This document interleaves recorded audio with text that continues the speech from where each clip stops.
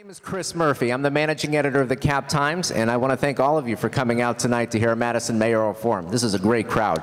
We have been really looking forward to doing this for some time, and in just a minute I'm going to hand it over to our moderators, Katie Dean and Jason Joyce, to get things started. But there are a few things I need to take care of first. An important one is to say thanks to our host here tonight at the renovated Barrymore Theatre. This is a great space. Yes, please give them a round of applause.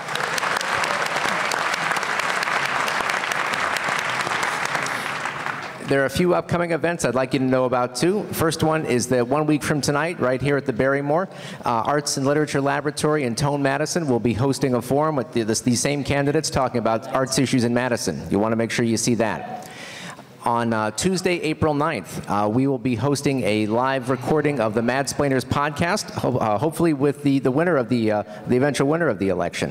Well, before that, though, you should download the Madsplainers podcast if you haven't already. It's one that we put together that's all about government and politics in Madison. Last thing I wanted to let you know about was our next Cap Times talk, which will be on Tuesday, March 19th in the auditorium at East High School. That will be a Madison School Board candidate forum. Hope to see you there, too. And by the way, if you aren't already getting email alerts about events like this that we do and you'd like to, you can sign up for those on the sheet that's right outside the lobby door. But back to tonight. Without any further delay, I'm going to turn it over to Katie and Jason, who are our city editor and news editor, respectively. They oversee all the coverage about the issues that you're going to hear discussed tonight. Please give them a warm welcome.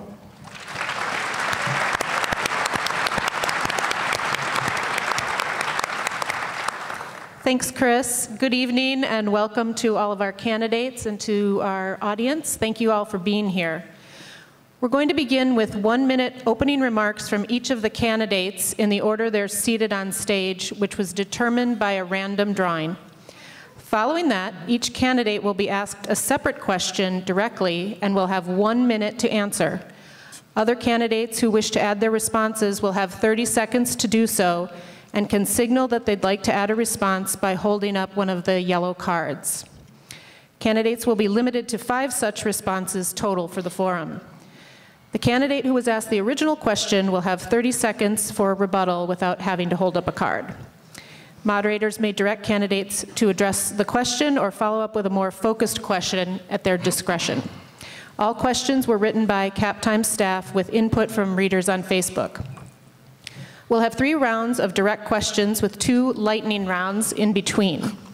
Finally, each candidate will be given 30 seconds for closing remarks in reverse order of the opening remarks. We also wanted to thank Isthmus and WORT. Their successful Democratic gubernatorial debate last summer inspired our debate format tonight. One other note, if live tweeting the event, you can use the hashtag CTMayor, singular. And with that, we'll begin with opening remarks. We ask that you hold your applause until after all of the candidates have made their statements. Let's get started. Raj Shukla, you have 1 minute. Madison, we are what we do. My name is Raj Shukla. I'm the son of immigrants who showed me that you can do anything with the support of a strong community and with a lot of hard work. I chair the city's Sustainable Madison Committee, which has led Madison to commit to 100% renewable energy, and I'm the executive director of a statewide water policy organization. I'm asked to articulate a vision, I'm asked to lead a team, and I am asked to make difficult decisions that affect the lives of employees, of members, thousands of them across the state, and local groups fighting for clean water. And we have tough choices ahead of us. Housing is less affordable than ever. Transportation system is broken and racial divisions divide us. But we are what we do. And together, we can make a Madison that is sustainable, equitable, and vibrant for all of us. Mo Cheeks. My name is Mo Cheeks, and I love this city. I love Madison. It's a fantastic place to live in, to raise a family in, and yet we all know that that's not true for everyone. In fact, it's most commonly not true for people that look like me. I'm running for mayor of Madison to take on this persistent reputation that we've developed as a tale of 2 cities. I'm running to ensure that Madison is an increasingly inclusive, innovative, and safe city for everyone who chooses to call this place home. As an alder on the city council representing the most diverse district ranging from Nakoma to Allied Drive, as a minority business leader in this city, as a past tutor in our schools, and as a father, these issues are personal to me. It's time that Madison have a new mayor. It's time that we have a mayor with a sense of urgency to take on these challenges and bring our community together in order to do it. I'm ready for the job. Nick Hart. Well done. I'm Nick Hart. I'm a comedian. I ran for mayor in 2011. I'm running now just to learn the process of municipal politics. I think that the city gets away claiming to be progressive when, in all honesty, when only 10 to 20% of the populace is voting in mayoral primaries. It's not progressive. This is impressive. Give it up for you guys for coming out and supporting this. This is awesome. It's a lot more than I thought was going to show up. But that's why I'm running, to learn it. I'm dyslexic, so I got to learn by jumping in and just doing. And I just want to bring new ideas and try to get more people involved in the process that is our municipal politics in Madison. That's it. I'm out of time. Okay, you ready to wrap it up? Okay, Toriana Pettaway. Good evening. My name is Toriana Pettaway, and we are all Madison. And as your next mayor for the city of Madison, what I want to bring to Madison, which is very forward and very progressive, is innovative ideas from a grassroots perspective. What Madison is not doing for all of our residents and communities is really bringing new innovative ideas for all of our citizens in this community. I believe that this is a wonderful community. And one of the things that I want to be able to do is improve our transportation system, is bring about affordable housing for all of our residents. I want to increase public safety, and from a shared prosperity, equitable way of having these things for all of you from where you stand, and from an informed way that you can inform us on how government could be better done civically. These are things that I think that has to be done differently, and I have the experience to do it. I am your next mayor. Thank you. Satya Rhodes-Conway. Thanks, Katie and Jason, and thanks to all of you for being here tonight. It's great to see such a good turnout. My name is Satya Rhodes-Conway, and I'm running for mayor because everyone in Madison should have the opportunity to thrive. I moved here almost 20 years ago for an internship, and it took me approximately a month to fall in love with the city. I've been here ever since. I served for 6 years on the City Council. I'm currently appointed to the Madison Food Policy Council, and I chair the Oscar Mayer Strategic Assessment Committee. In my day job for the past 13 years, I have run the Mayor's Innovation Project, which is a national learning network for mayors and their senior staff focused on the high road of equity, sustainability, and democracy. I believe that I have the experience and the vision to come up with the solutions that Madison needs and to implement them. I ask for your vote, and I hope that I'll convince you on this by the end of the night. I ask for your vote on February 19th. Thank you. And Paul Soglin. Thank you, and it's a pleasure to be here tonight. As mayor, I can work with the Obama administration and now the Evers administration to increase enrollment in affordable health care plans. As mayor, I can negotiate agreements with companies like Exact Science, which is a condition for their TIF, has to provide a minimum wage of $15 an hour, health insurance, and provide a pension. As mayor, I can work with other cities around the country in challenging the corporate dark money that's bought the FCC and is now jeopardizing net neutrality. But there are so many other things that you have to be involved in. If we're serious about high-speed rail, we need pressure on the state government.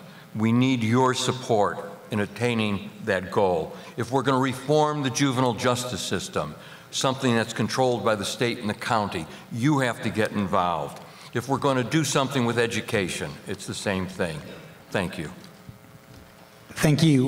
We will move on to our first round of questions, but first of all, there's some people I see standing in the back. There are seats available in the balcony. They're going fast, but there are some seats up there, and there are just a couple seats up front, too. So if you'd like to sit, there are seats available, and get to know your neighbors a little bit tonight. This is a great turnout. Thank you very much for all of you for showing up. The question round, just to review, every candidate will get a unique question. They'll have a minute to answer. Other candidates can weigh in by holding up a card. They'll get 5 chances to do that during the course of the night. They'll get 30 seconds if they want to chime in. Our first question of the night goes to Mo Cheeks. Mo, on your campaign website, you say that as mayor, you will fight for a forward-focused economy that grows and diversifies Madison's middle class. What does forward-focused economy mean? And can you outline a specific policy proposal to accomplish that? That's an awesome question. Thanks for asking. One of the things that Madison finds itself is poised for growth in the new economy. So many communities would kill to be as well positioned as we are as we continue to grow and diversify as a city, but specifically into the new economy. As mayor, we have a ton of opportunity to be, as mayor, I would have a unique opportunity to be a cheerleader for growth in this new economy, but specifically ensuring that companies that are committed to our community are investing in our community. They're making commitments to our residents to ensure that they're creating upward mobility. One of the things that we just simply can't continue to see is employees struggling to be able to survive while working 1 or 2 jobs. And as our community continues to change, as the economy continues to change, folks simply can't. Thank you. We see a card over there from Satya Rhodes-Conway. Thank you. My approach to economic development looks a lot more like community development. I believe that it's great that Madison is as prosperous as it is, but that prosperity needs to be shared. We need to remove barriers to employment by helping folks, for example, get their driver's licenses back. And we need to support small and local businesses because small business is where the biggest job growth is. We can do that by providing transportation and childcare solutions so that it's easier for folks to get employed and stay employed. Toriana Pettaway, is that a card from you as well? Oh, number 1, yes. Got it. I would like to add to that, it's not enough just to have employers invest and have upward mobility. One of the things that I would do in my administration is partner collaboratively. You have to make sure that not only are you encouraging employment into the workplace, but you also have to have real strategies to retain employees once they get there. It's not enough just to give a person a job, but you have to have strategies to retain employees once they get there. What are the workforce equity strategies that you're collaborating with employees? Mo Cheeks, you have 30 seconds if you need to respond. Awesome, thank you. So in our community, we see an increase in the growth of our population, the diversification of our population. Madison simply needs to be a place where folks know that they can live safely, they can live with dignity, and our employers in this city are going to need to continue to invest in our community, specifically at the youngest ages. When I talk to kids across the community, they say, I just need a job. I just need an opportunity to be able to help pay the bills. That shouldn't be the case. Thank you. Nick Hart. Oh boy. In a recent interview, you said, quote, "I'm a teachable moment." You, indicating the voters, better get involved or else you'll get somebody like me. Correct. So, y'all are laughing, but our question is, if people are inspired by your campaign, doesn't it stand to reason that they might actually vote for you? Right. Can you clarify your message to voters right here? Do you want their votes or don't you?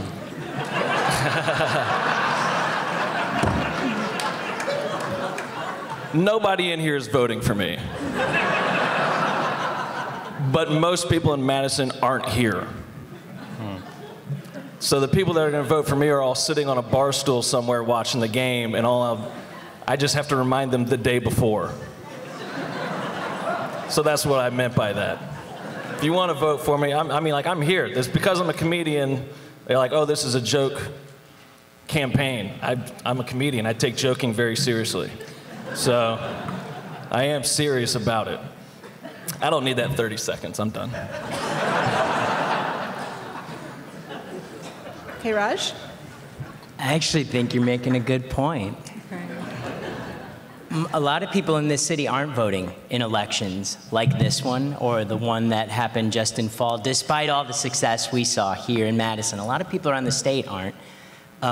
Part of what our role has to be as a leader of this city is to provide the inspiration and give people a sense of agency that they're actually going to be able to make a difference with their vote.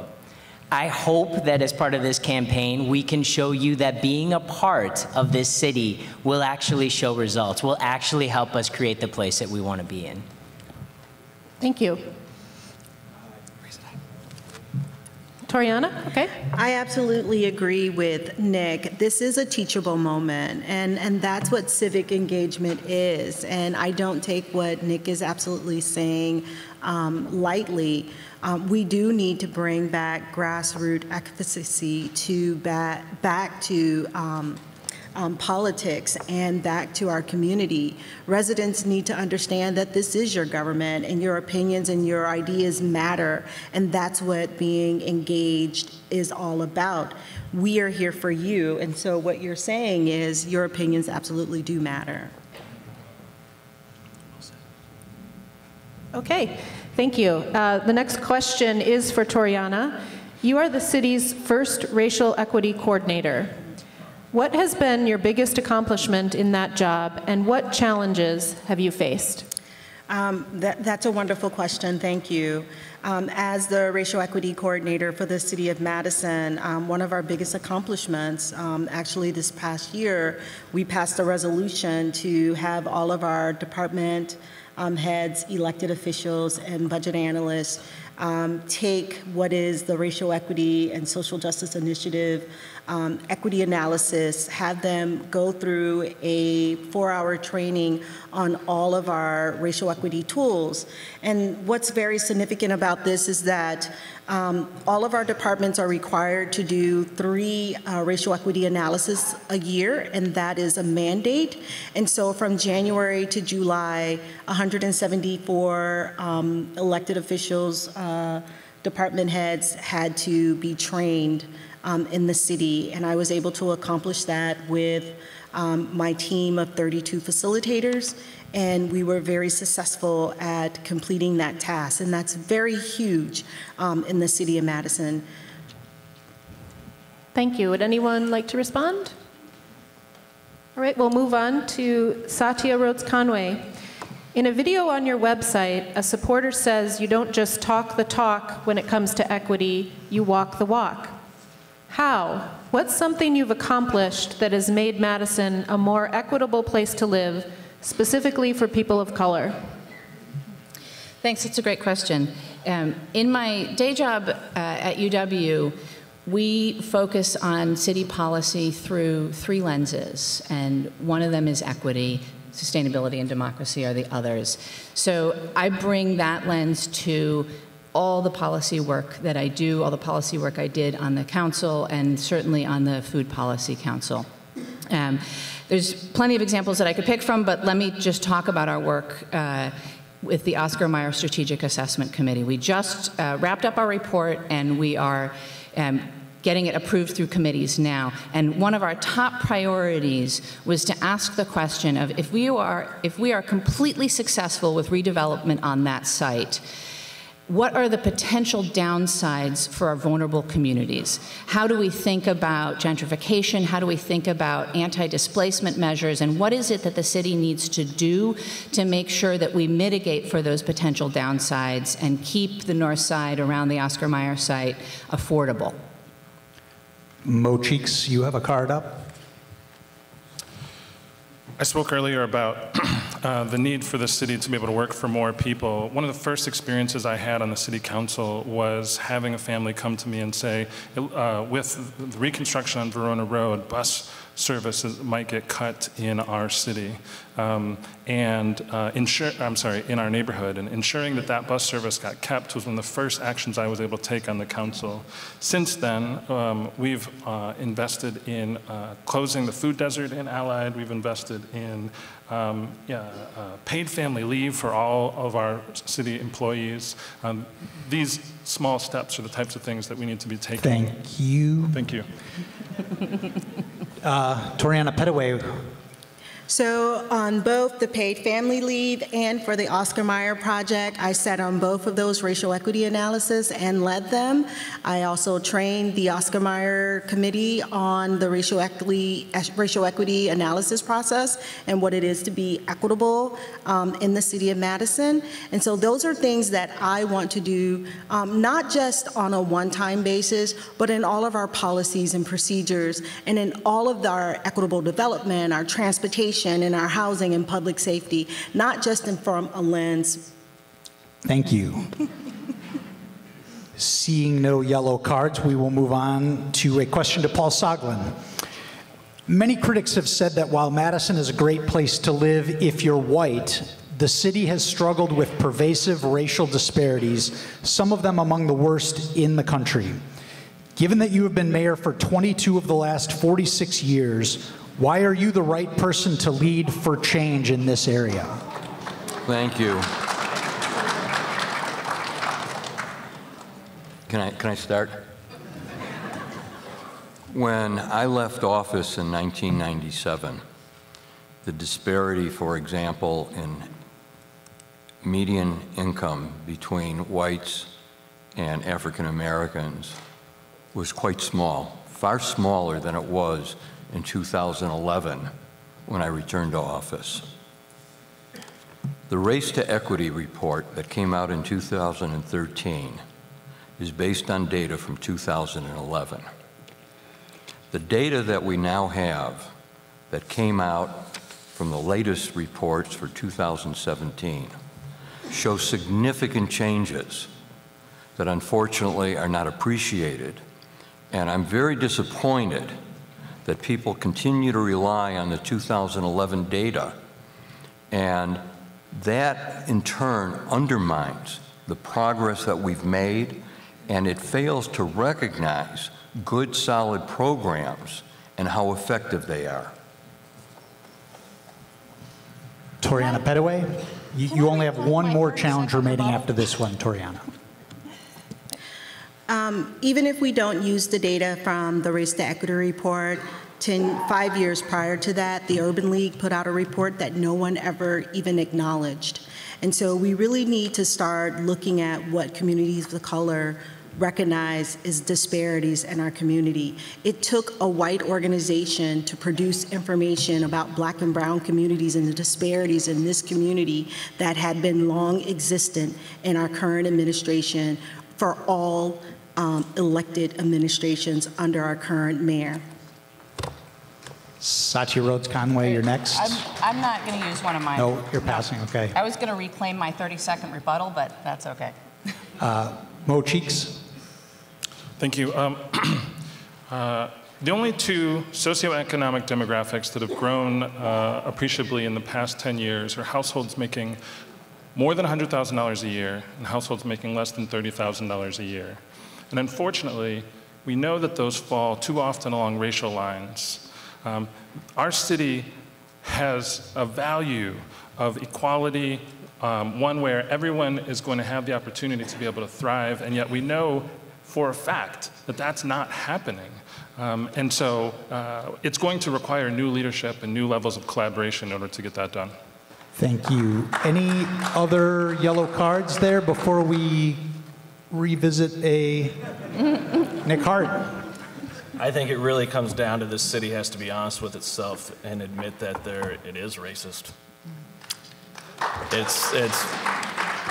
I'm from Spartanburg, South Carolina, and everyone, the South is racist. Like I've never witnessed racism down south like it is up here. Raj Shukla? Yeah, I mean, I appreciate the mayor's interest in academic accuracy. But I look at this as a person of color, and I look at this as a father of a child with a disability. And this is a different angle on the social equity and equity issues that we face. But the urgency with which my daughter feels the threat of being ignored, the threat of being marginalized, the threat of actual abuse is, it is real time, it is every day, and it is oppressive. And I don't think that we can simply shrug off the real lived experiences of people today.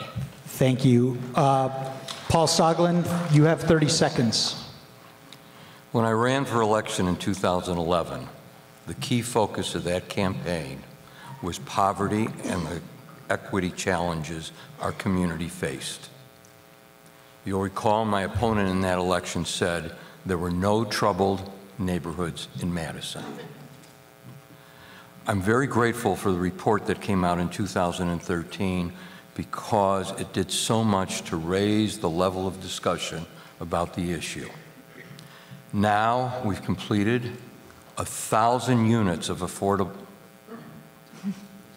Thank you. All right, Raj Shukla, last question of round one. Raj, your background is in environmental advocacy, and your current job is executive director of a nonprofit organization. But you don't have any experience in municipal government. What has prepared you for the demands of being a government executive? That's not true. I chair a city committee, and I think we are one of the only committees that's actually written legislation, built coalitions, and passed legislation through the Common Council. I appreciate that there are those maybe on this stage who believe that the only experience that is valid is experience within the system that as it exists right now. I actually think I bring to this race something quite different, and that are new ideas, bigger ideas that aren't confined to the imagination of politicians. Do we have any yellow cards on that one?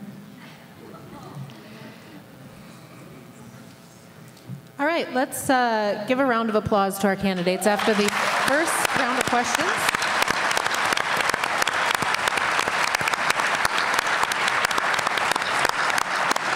So we're going to lighten the mood a little bit. Our lightning round is next, where candidates will answer a series of quick, more informal questions. Nick Hart, you're first, and then we will move down the row and around. All right, you've got $20 to spend on a date in Madison.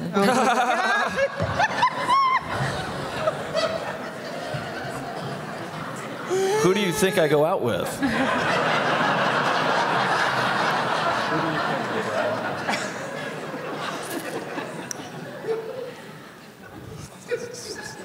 Should we move along? Was there a question? Yeah. $20 for a date in Madison. Where do you go? $20. Oh my goodness. This is the lightning round. I understand.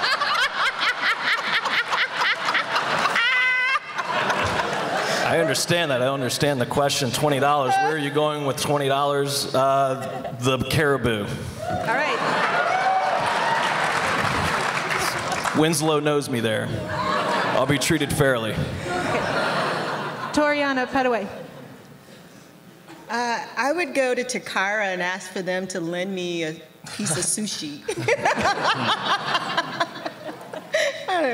Satya. I'd take my partner Amy out for drinks at Old Sugar Distillery. Wow. We'd have enough to leave a nice tip for the bartender. Yeah. Paul Soglin. I'd go to Nick's on State Street, order the BLT so that my partner could get something a little more expensive. Oh, that's sweet. Raj. My wife and I would already be at Michael's Frozen Custard. Nice. And Mo Cheeks. We would go to Madison Chocolate Company and get a few pieces of chocolate and split a little, what do you call it? Root beer float. They've got awesome root beer float there. Yeah. Yes. You know what I'm talking about. Yes. Okay, now there's another one here. Name your favorite locally produced beverage, Nick. Locally produced beverage? Rocker vodka. Oh, you guys don't drink? It's a currency in this city. Everyone, oh, really? I don't even know if that's produced here. I don't drink alcohol, so. Any beverage. I just drink alcohol. Sprecker's root beer? Oh, great. Satya Rhodes-Conway. I'm a fan of New Glarus's sours. Nice. Paul Soglin. I think any drink poured by a Madison bartender is locally produced. Yeah, that counts. That sounds good. Raj Shukla. Restoration cider. Nice. And Mo Cheeks. Kin coffee. Nice. All right, last one of the lightning round. What's your favorite show to binge? Starting with Nick. You're the hero. Favorite show to binge? The last one? I don't know, I'm a comedian, I got a lot of time on my hands. Narcos, I guess. Narcos would be the last one I binged. Thank you, it is a good show. I watch Netflix, I don't watch TV, so I just started watching Black Lightning. I'm a Marvel super DC fan. All right, sounds good. Satya. I'm currently working my way through the Great British Bake Off. I've already watched that.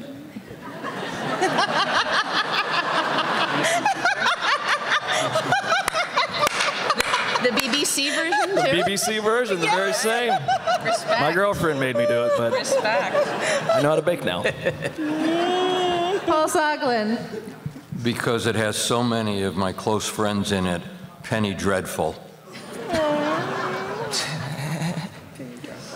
Go ahead, Raj. I don't watch a lot of TV. I watch old Badger basketball games over and over and over. Want to play by Flowers? Yes, that's right. I'm constantly watching The West Wing of our generation. Hold on, I moved that past The West Wing. Madam Secretary is what I'm binging. Excellent lightning round. Thank you for that, folks. Is Mike Flowers here? No. Is he? I wish Mike Flowers was here. Thank you for that, candidates. On to our second round of questions, and the first one of the second round is for Toriana Pettaway. Toriana, what specific changes to Madison's public transportation system would you pursue as mayor? Yes, I think one of the biggest things that we really need to focus on right now with mass rapid transit, I would really focus on the exterior parts of the city of Madison. One of my biggest concerns right now is that our communities who are facing the most challenges absolutely don't have the transportation needs that they need in the city. Our current inner city or our city centers have the most access to transportation. They don't even have to look at bus schedules. So the areas that have the greatest needs, who have to take 2 to 3 transfers, are the areas that I would really want to focus on the most. And those who commute into the cities, I would love to build natural transfer points outside of the city area for commuters who are coming in, so that we can free up our streets where residents don't have outsiders parking in their streets. And so commuters could be parking at these transfer points and driving in on catching in on the bus. Thank you.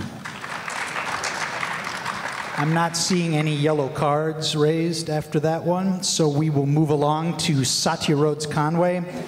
Satya, in September, Immigrations and Customs Enforcement detained 20 people in Dane County. Understanding that the city cannot interfere with ICE activity, What, if anything, can the city do to support immigrant and Latino communities in crisis? It's a great question, and ICE's actions in Madison were really disturbing. If I had had the opportunity, I would do what Mayor Libby Schaaf did, which is warn the community that ICE was coming so that they could be prepared. But failing that, I think we need to work with community groups to make sure that people are ready to intervene if at all possible, and that we are standing up for folks that might be detained. But even beyond that, we need to make sure that we're supporting our immigrant communities in all sorts of ways. And so that means language access, that means supporting entrepreneurs and helping folks in employment, that means making sure they have access to education, and making sure that we really are creating a truly welcoming city. One of the things that I've done in the Mayor's Innovation Project is we produced a report which I helped to write on all of the ways that cities can support their immigrant communities. If you want to go see it, it's up at mayorsinnovation.org. It's got a lot more information and ideas in it. Yes, Toriana.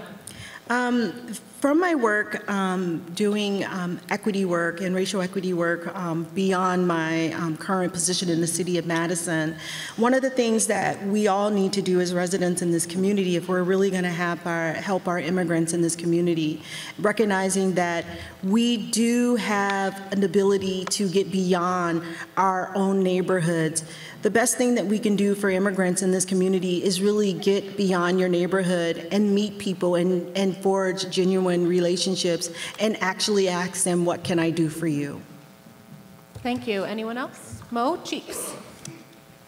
I just want to acknowledge that what ICE did to our community was terrorism, right? For them to roll through our city and try to round up folks that were not a threat to our community, it created terror in our neighborhoods for so many families. And so it's incumbent upon us, it's incumbent upon the mayor, it's incumbent upon our city, and us as a community to watch guard for our neighbors. Paul Soglin, did you have yellow card? Okay, great. It took a couple of months, but last month I was able to finally get a meeting with ICE and confronted them with the chronology of what they did in our community. They didn't apologize for it, but I did get a commitment from them that they would not do it again in terms of their failure to properly notify us. They also made it clear, and they brought up Mayor Schaaf's name from Oakland, that they will not give advance notice to the Madison police or to myself out of fear that we would notify the community of their involvement in raid. And of course, they are correct. We would do that. Satya, would you like to rebut? Thanks. The only other thing I want to say is that one of the best ways to keep people off of ICE's radar is to keep them out of the system. So we need to be working to make sure that folks don't get involved with the judicial system to begin with. And that means making sure that folks are not getting arrested or reported for things that aren't actually a danger to the community. So keep people out of the system, keep them off of ICE's radar, and keep them here where they belong. Thank you. The next question is for Paul Soglin. Never mind. Mr. Chance, dude.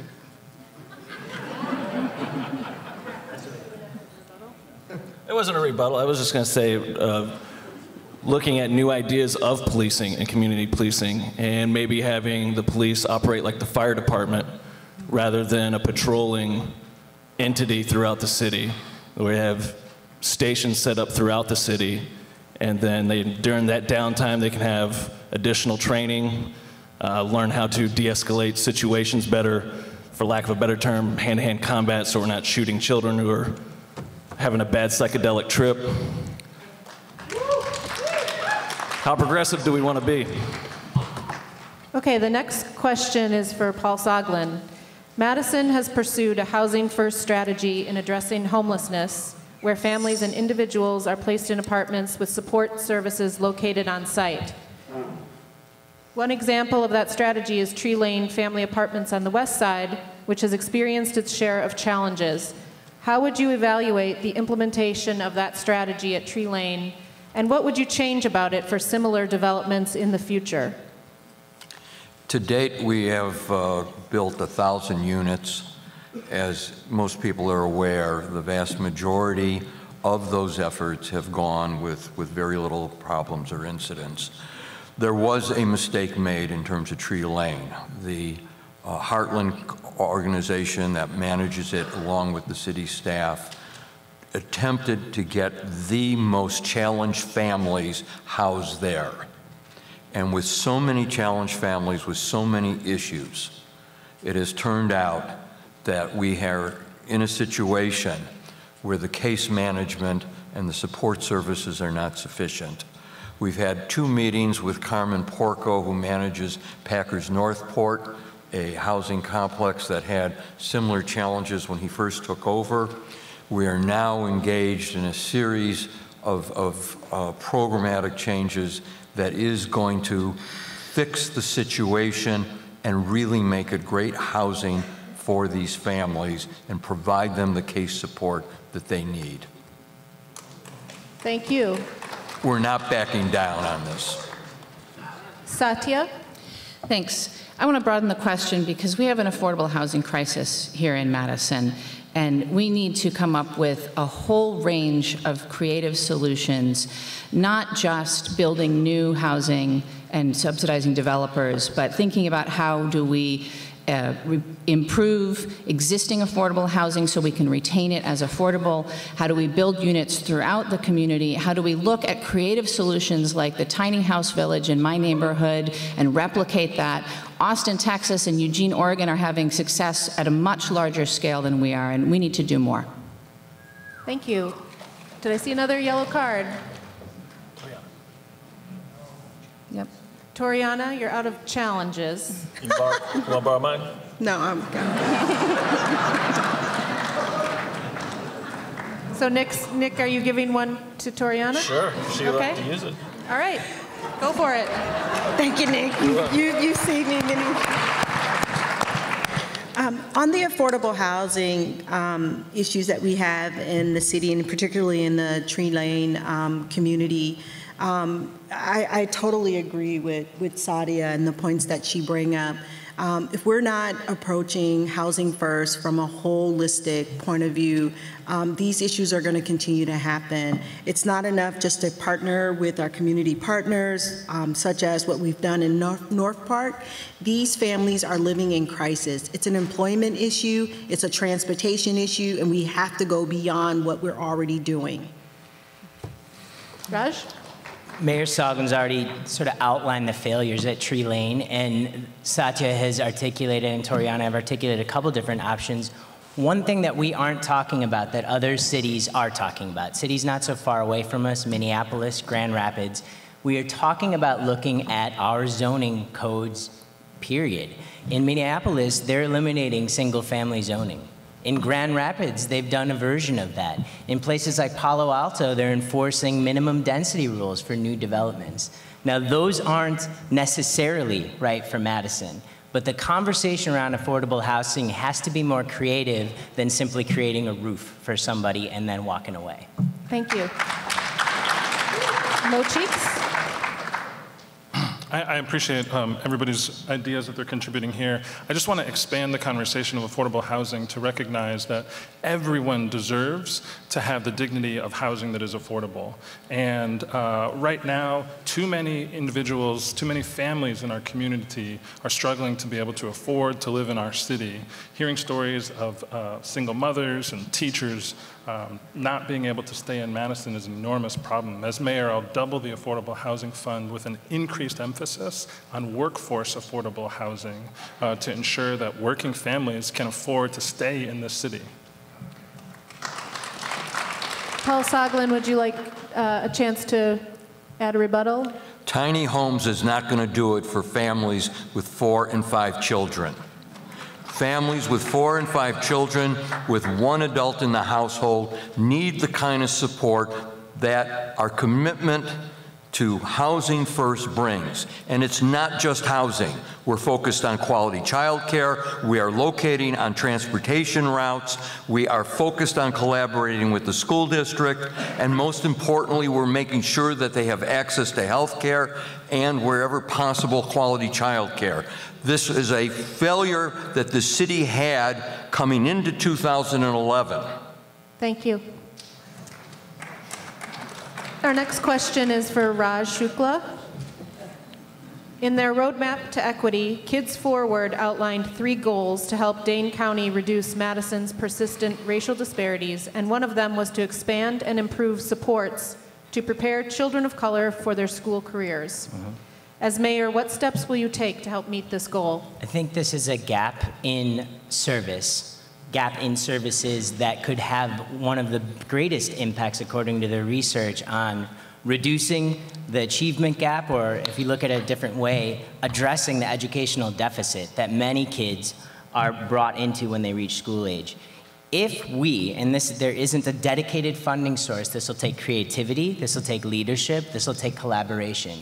If we focus on the years from 0 to 3, when the most neurological development is happening within a child, and provide families with the services they need that include, kind of academic kind of services, helping families read to their children, but also include nutrition and health care and other supports, I think we can do a tremendous job at shrinking that gap.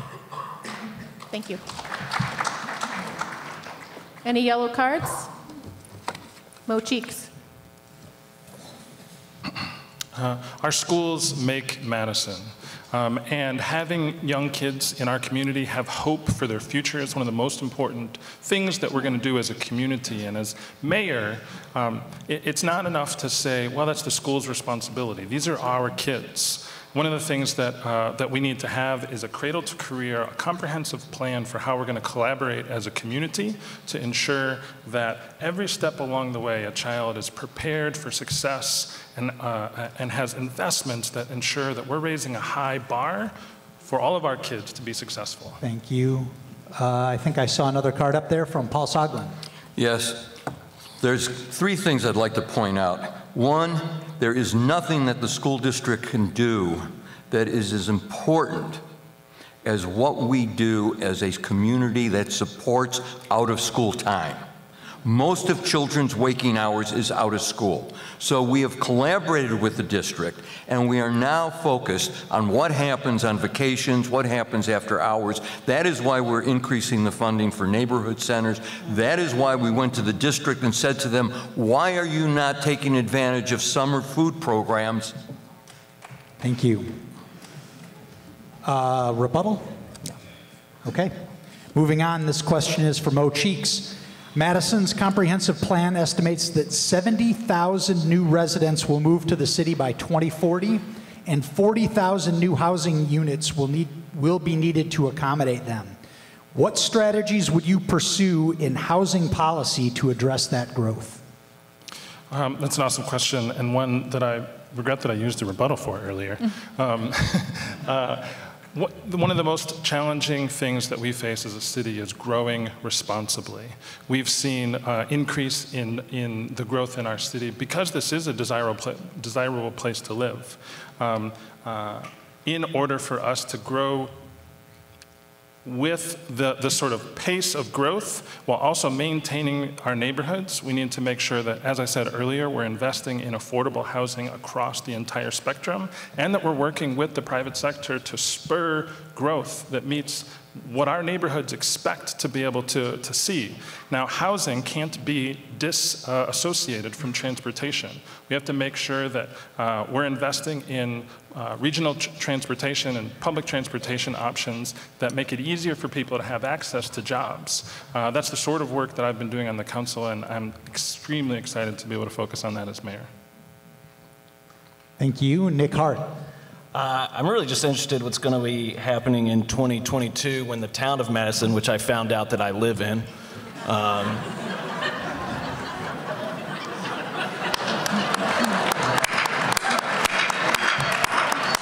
I want to know what's going to happen in 2022 when the town of Madison is annexed into the city of Madison and 76% of the people who live in the 6,000 residents are renters, and what's going to happen there. Mo, did you want to rebut that at all? Oh, it wasn't really. You have 30 seconds if you'd like to. Yeah, so once we annex the city, we're going to have to provide services to those residents. We're going to have to make sure that they have the same level of service as Madison residents. It's going to be exciting for you to become a Madison resident.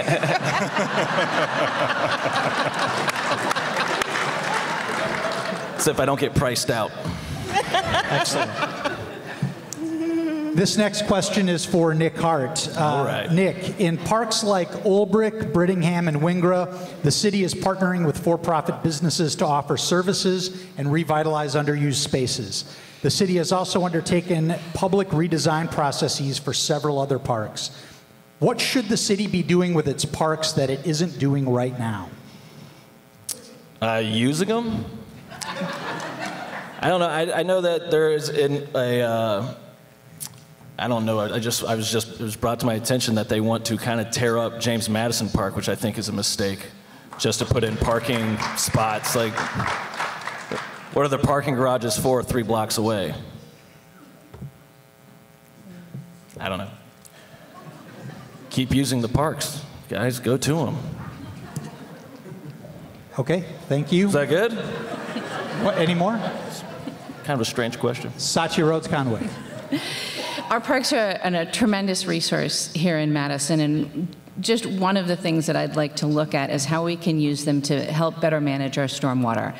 We had some really serious problems with flooding earlier this year, and we need to do a lot more to keep the rain where it falls. Parks are an obvious part of the solution because they're already permeable surface, but we ought to be looking at every inch of land that the city owns to see how we can make it more permeable, and talking about what private sector can do as well. Thank you. Nick, did you want 30 seconds? I agree with her. Fabulous. Hey, that's round 2 of questions, everybody. Let's give them a quick round of applause.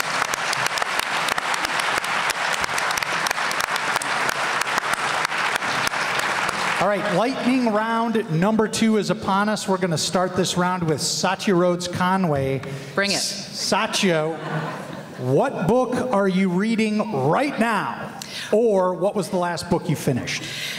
So I took 3 days over New Year's, and my partner Amy and I went to the cabin, and I read 2.5 books in 3 days.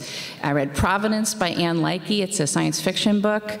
And I read Gather Her Round by Alex Bledsoe. He's a local author. And I'm in the middle of The Secret Life of Trees. Paul Soglin.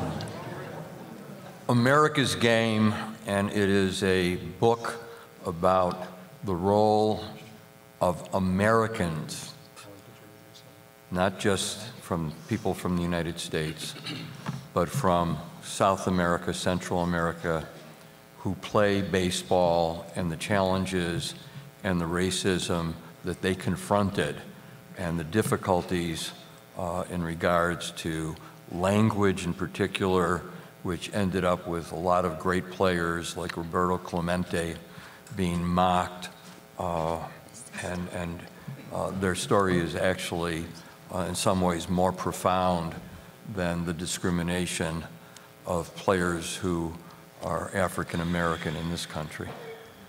Raj Shukla.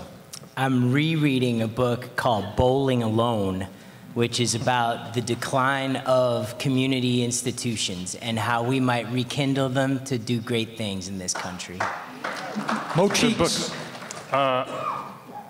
I'm reading Becoming by Michelle Obama like everyone else did over the holidays.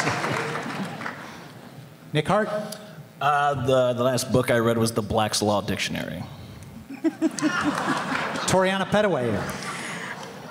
I'm reading The Color of Law, and the reason why I'm reading that book is because I'm a historian, and it's absolutely important for me to continue my journey on the constitutionality of America's history as a person of color and how those laws have been applied to my existence in America.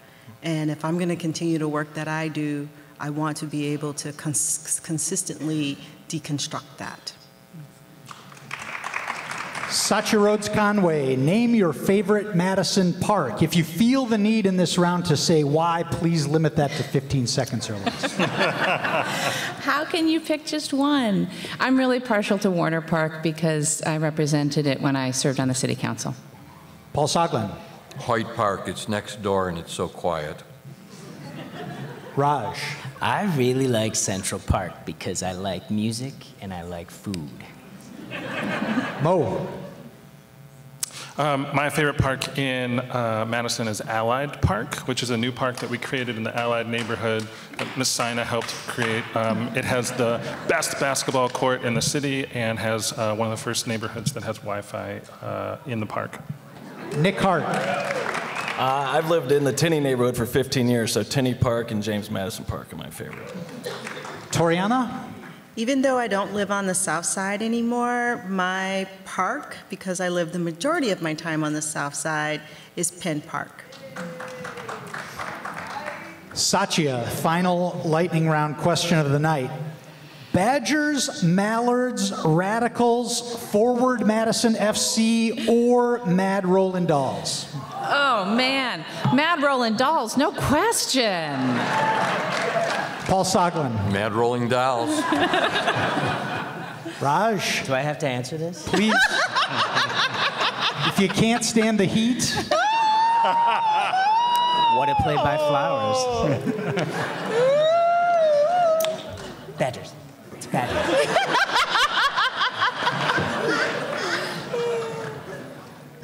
Oh.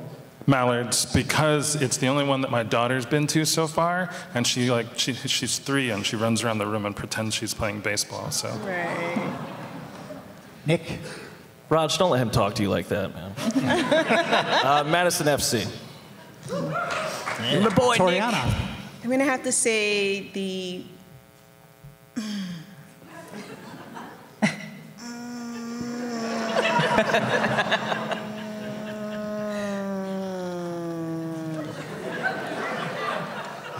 the Mallards.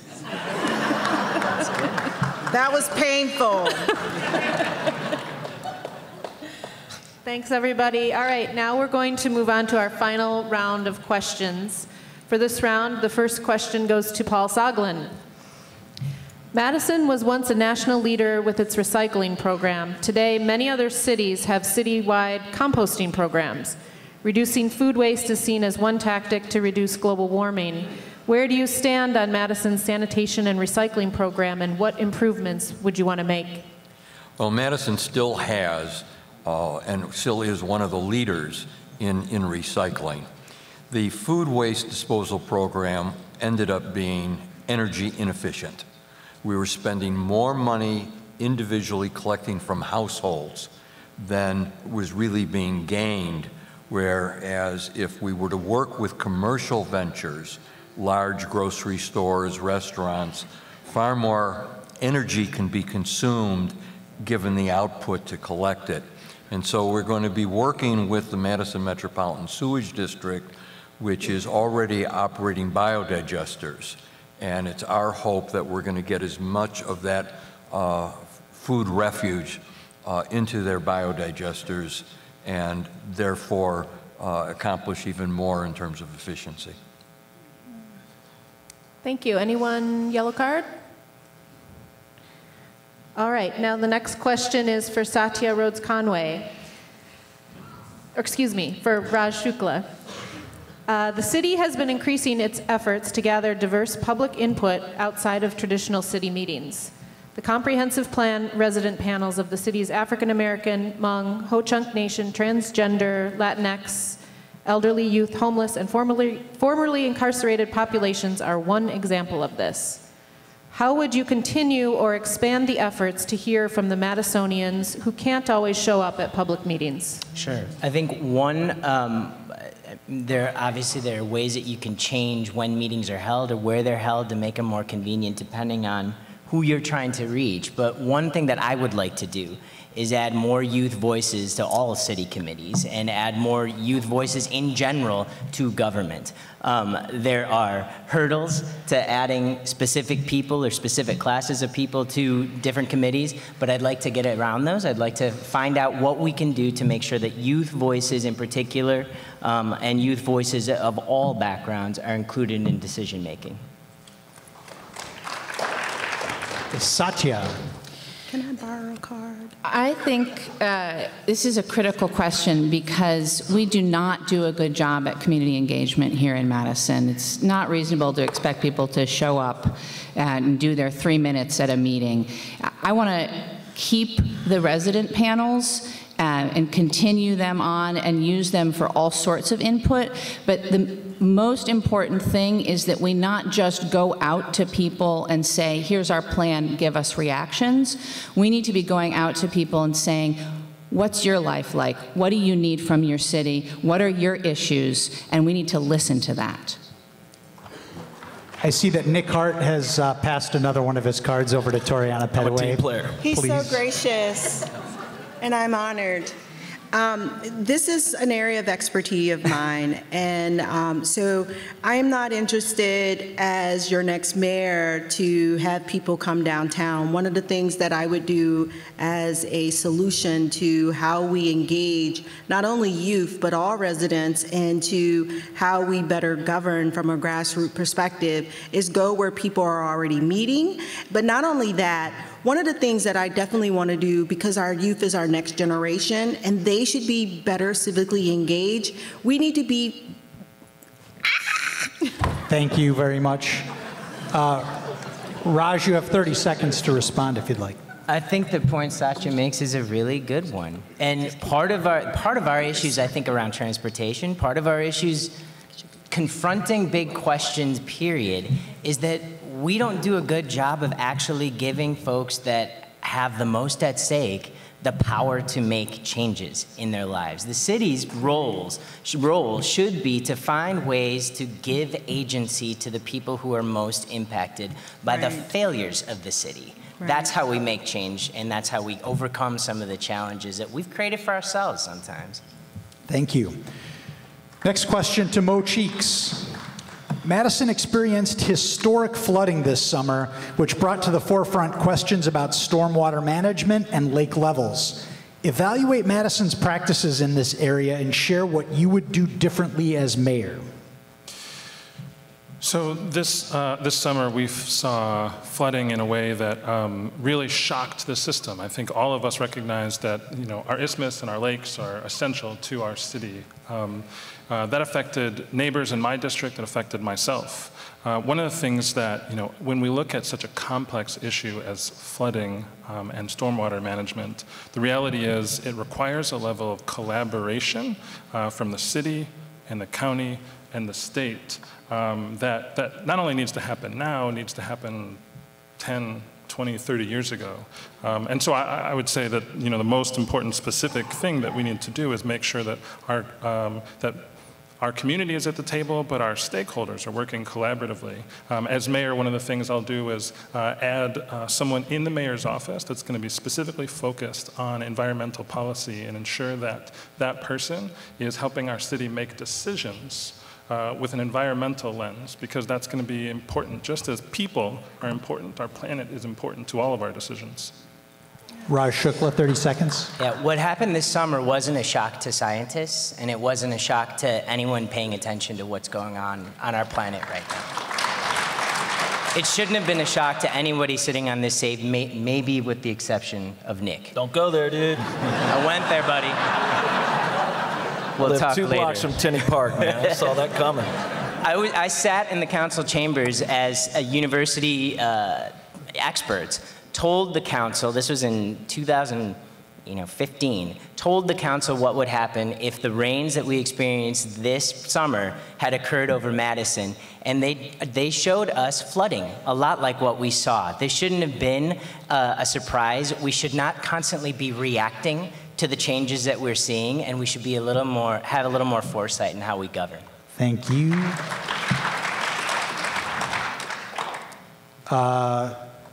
Would you like to rebut? Only to acknowledge that a shock. Oh, sorry. Well, hold on one second. Paul Soglin has a card up. I think we have to understand that it was one rainstorm. There were two separate events. The flooding that occurred on the west side was very different than the flooding that occurred in the center part of the city and in Monona. The key fact is this, that the county and its lakes commissions have refused over the years to take the necessary steps to lower the lake level of Lake Mendota, which requires other actions all the way down to Stoughton. And unless the people in this room get to work and put pressure on the county, it's not going to be fixed. Thank you. Mo, you still have 30 seconds. What our city can't afford is pointing fingers in crisis. When I say a shock to the system, I mean, no one expects to have to be out bailing out their neighbors on any given Sunday, on any given weekend. And so when we talk about adding someone to the mayor's office that's going to be proactively working on this, that's bringing the appropriate sense of urgency to this issue to ensure that we're investing in keeping our community safe and protecting the most important assets that we have, which is our land and our lakes.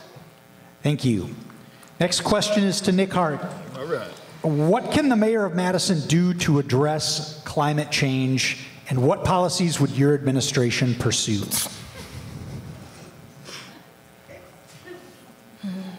Pass. There's no pass. Someone more qualified can answer that question. I'll take his time. I'll take it. Satya, you can Thank you. Can I reclaim take Nick's 30 time seconds. too? In all seriousness, a year or so ago, I wrote a report that's about 50 pages long that has all of the things that municipalities can do to reduce climate change emissions. We have to look at every single one of those options for Madison. The biggest emitters are our transportation sector and building energy use. The city can do a lot on its own properties, but the challenge is moving out into the community and making it possible for folks to take transit to work and to school and to shopping, but also to make sure that we are making it possible for folks to reduce their energy use in their homes and their businesses. I don't believe in saying that it's your individual responsibility to figure this out. I believe that we need to change the structures and the policies and the infrastructure to make it possible for folks to do the right thing for our climate. And it is up to cities to lead. Nobody else is leading. We have to do it. Raj Shukla. I have not written a 50-page report on what we can do. What we have done is pass legislation in this city committing the city to 100% renewable energy. We've commissioned experts to actually write a plan for the city and how the city government can get there within the next 10 years. And we will work to make sure the entire community, I am making this pledge tonight, to make sure the entire community is carbon-free by 2045. This is a planetary emergency. Our city can lead. We are leading now under the leadership of my committee, and we will do a lot more when I'm mayor. Paul Soglin. When Donald Trump repudiated the Paris Accords, 300 U.S. mayors on behalf of 300 cities came together and said, we are not stopping. We are going to continue as municipalities and where we have favorable state governments, do the kinds of things that need to be done. We are going to green our fleet, and I think you might have seen an article about that in the Cap Times just 2 weeks ago. We are going to use renewables. We are going to look to having an all-electric bus fleet when we create our new bus barn, wherever it's going to be located. I guess time's up. Great.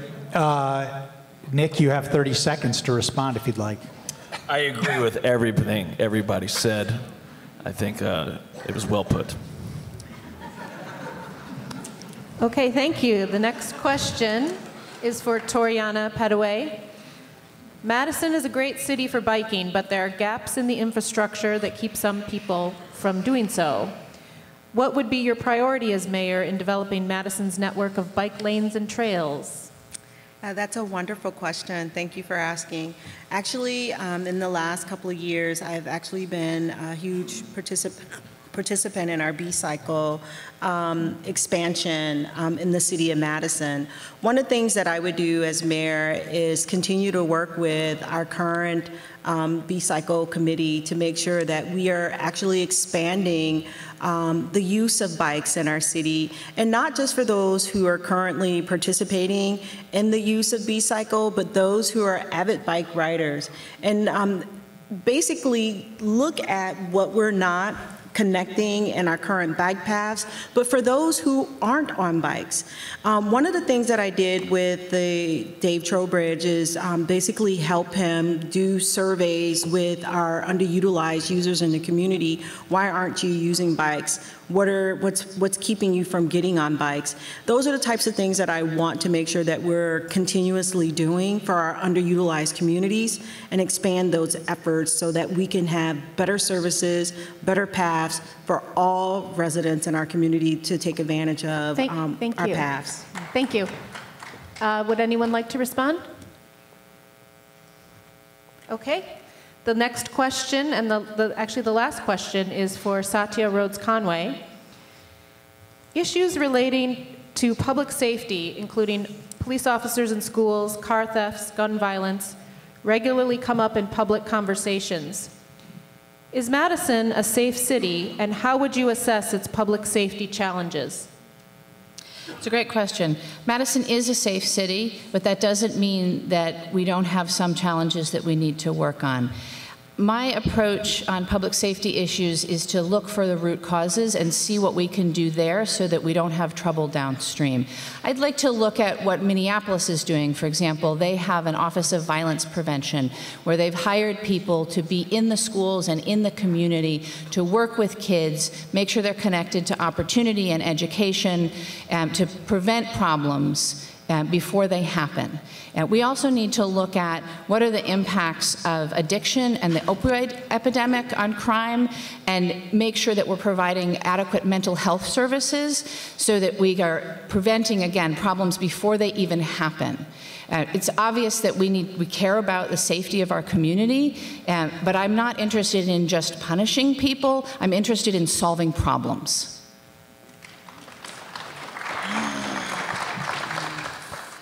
Anyone like to? Mo? Go ahead.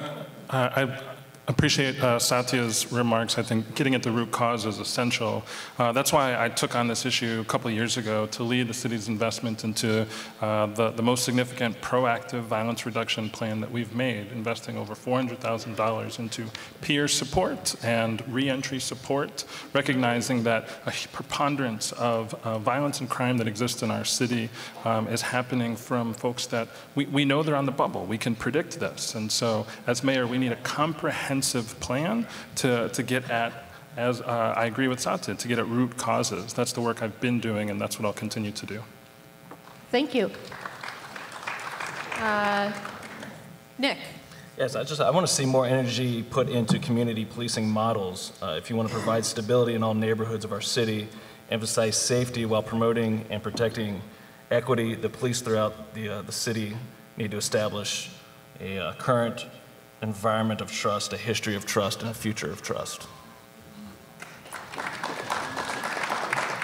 Paul Soglin. To really have a great community and a great safe community, we need to focus in 5 areas, and not a single one of them is law enforcement. It's housing, access to transportation, quality child care, health care, and focusing on education and job development. And then we have to break out of the mold and trust the people of our community. We have to support peer support programs, which have been so effective and which some people sitting at this table have voted against additional funding that I recommended. Okay.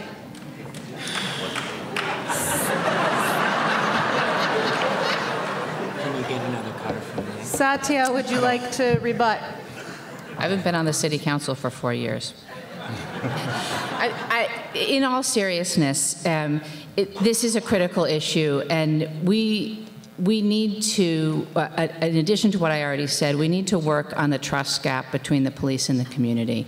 And as mayor, that's something that will be a top priority for me. Things are not good right now, and while we have great frontline officers, we need to make sure that the leadership of the police department is working with the rest of the city to make sure that we have the trust that we need in our communities.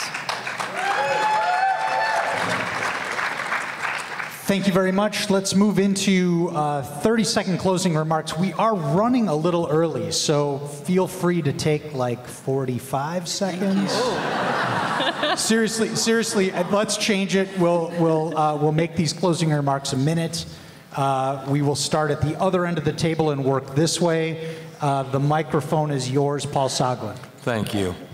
The conversation started out, and throughout the evening we've had a number of questions which in some way focused on disparity within our community. And I'm not suggesting for a moment that we have closed the gaps or that we aren't facing challenges in that area. But I think it's very important, if we're going to go into the future, that we understand what has worked and what has made a difference in unemployment levels, in household median income, in getting access to health insurance. And the role of the mayor is working with the city agencies and working with other units of government, though I must point out, one of the difficult challenges of being mayor is if someone else, even if it's a public official, has made a mistake and is not responding, to say something. To be silent is to betray the trust of the people who elected you.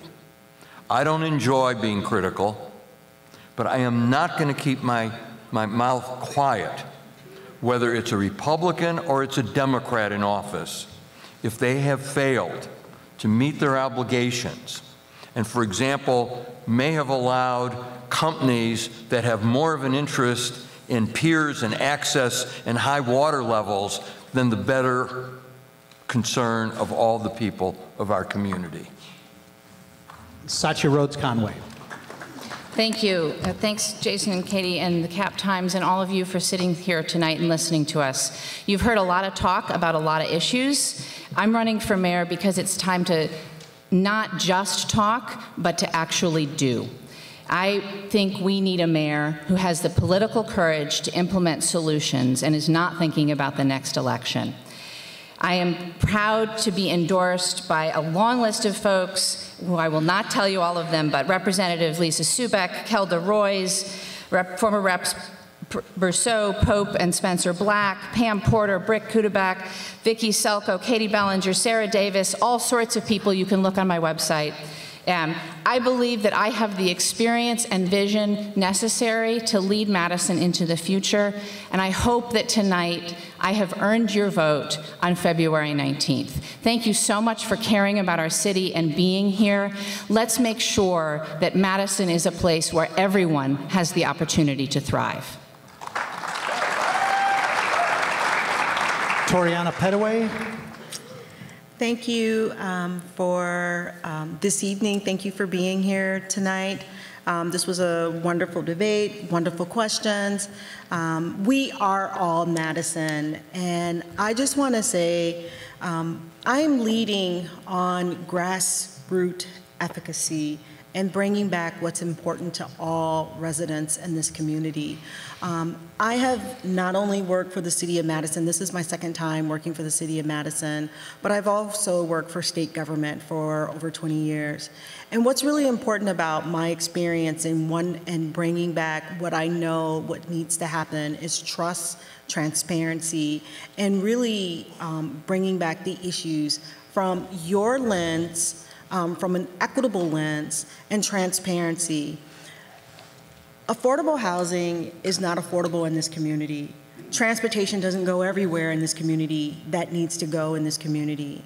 And shared prosperity really needs to be shared because that's what got us here at the beginning of what everyone really understands that is a shared value that all residents really want to have is prosperity. And those are the things that I want to make sure that we do in this community. I have the solutions to bring this about, and I want to make sure that we lead in a way that is innovative with smart ideas that have not been challenged. I'm not risk averse, and I am not complacent. So I want to do things different. Our government is risk averse and complacent. I am your next mayor. Take a chance on me. Nick Hart. 10 to 20%. In the primary, that's all that votes. So get your friends involved, get everybody involved. I'm not here to call out anybody on this stage. I respect everybody on the stage. They're putting their necks out to serve the public, to serve their community. I'm not calling out anyone here, but I am calling out the city of Madison. How progressive do you want to be, and how progressive do you want to continue pretending to be? That's right.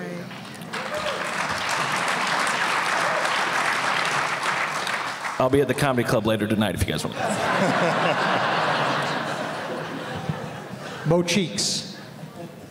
First, I want to thank you all for being here. It's a tremendous commitment to civic participation for you to take your evening to be a part of this. Thank you to the Cap Times and to the Barrymore for hosting us. I'm running for mayor of Madison to expand what it looks like and it feels like to be a Madisonian.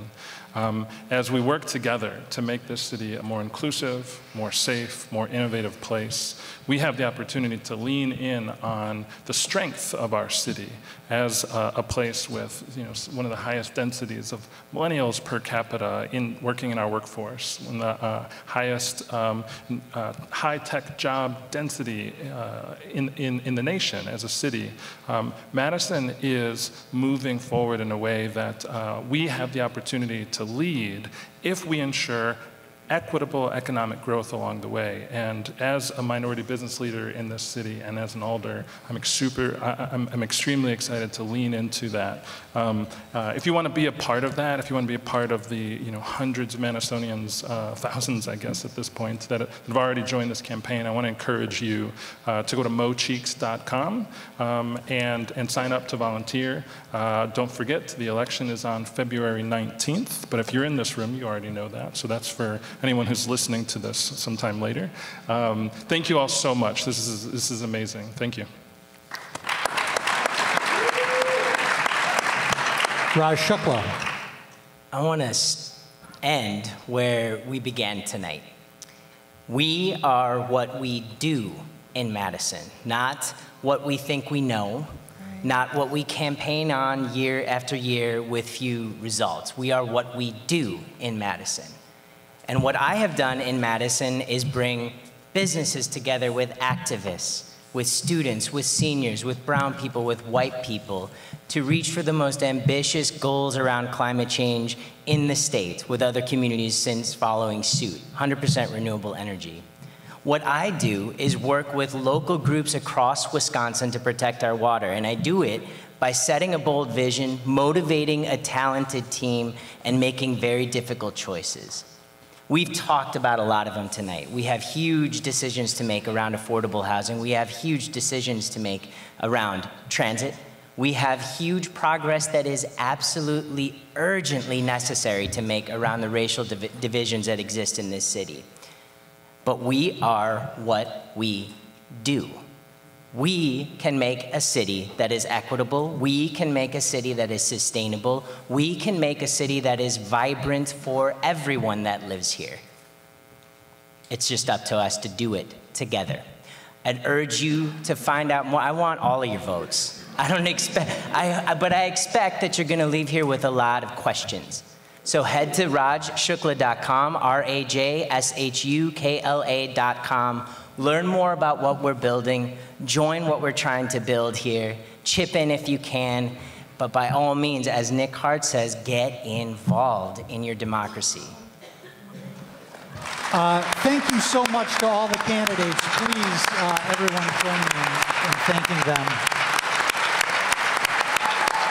Thank you to Steve Sperling and the wonderful team here at the Barrymore Theatre. Hopefully you all enjoyed your new seats tonight. Please visit an Atwood Avenue business afterwards to process what you've heard. There are many of them. Drive safely on your way home tonight, and please vote on February 19th and April 2nd. Thank you very much.